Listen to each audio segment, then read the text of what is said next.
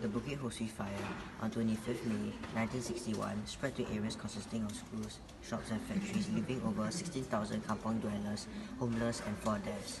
The fire started at 3:30 p.m. at Kampong Teo Baru. Factors such as strong winds, oil and petrol intensified the fire. It was high ride that day, and about 180 firemen, 20 officers, and 16 fire engines were deployed to put out the fire. There were nearly 1,000 army personnel to control the crowd. The low pressure from hydrants affected firefighting efforts. The crowd of people that had gathered caused congestions, slowing down firefighting evacuation and condoning of the area. By 5 p.m., 7,005 victims were relocated to 5 schools on Kimseng Road, and the fire was later extinguished near a raised Delta Circus. Thankfully, many organizations such as General Hospital, Red Cross, St. John's Ambulance Brigade, the Singapore Military Forces helped to volunteer. Army trucks delivered 6,000 blankets, 3,000 mattresses, food cutlery, and foods to the victims.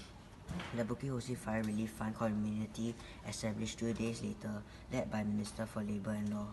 An island-wide collection of money started instantly. The magnitude of losses moved others to help, including donors from other countries.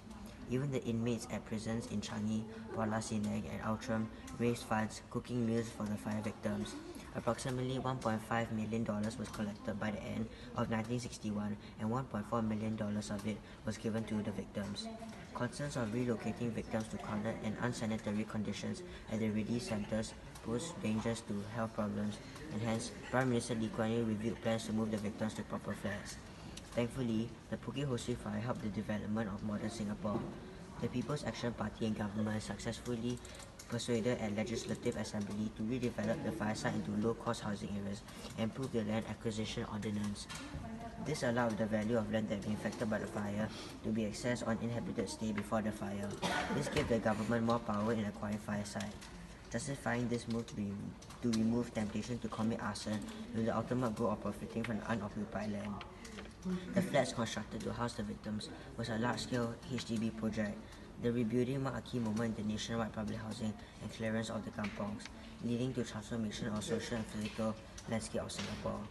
This allowed the government to integrate villages into state-sanctioned formal economy, advancing development of this country.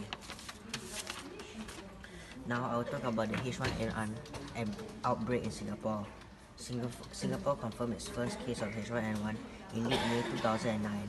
A 22-year-old Singapore Management University student had travelled from New York back to Singapore on 26 May and had developed a cough. She consulted a doctor who sent her to Tan Tock Seng Hospital. Given her travel history, immediately admitted for testing, after which laboratory confirmation of infection was made by midnight of 26 May. By 23rd June, there were 194 human cases of H1N1 in Singapore. To ensure that Singaporeans had ready access to medical assessment and prompt treatment for marked cases of H1N1, more than 400 family clinics island-wide were made H1N1 ready. On 18 July, a 49-year-old man with heart problems became the first person to die after being infected with the H1N1 virus. The victim, who had severe pneumonia and the H1 infection. The virus outbreak appeared to peak by August, with attendance at clinics dropping off for the first time in weeks. The 18th and the last H1N1 fatality of the year in September was a 61-year-old man with a history of diabetes, hypertension and end-stage renal failure. By year-end of 2009, 1 million doses were available. On 12 February 2010, the Health Minister changed its alert level to green. By this time, it was estimated that 415,000 people in Singapore had been infected with the H1N1 virus, and more than 430,000 local residents had received the H1N1 vaccine injection.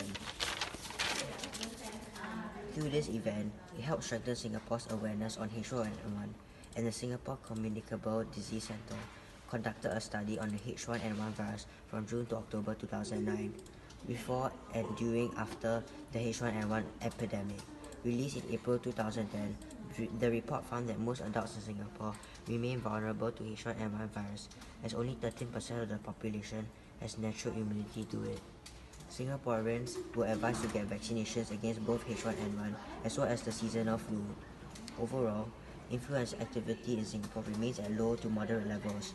While most people with H1N1 recover with rest and treatment, infection with the virus can result in hospitalization or even death, especially in those with underlying medical conditions such as asthma, diabetes, gross obesity, or low immunity, or in those who are pregnant.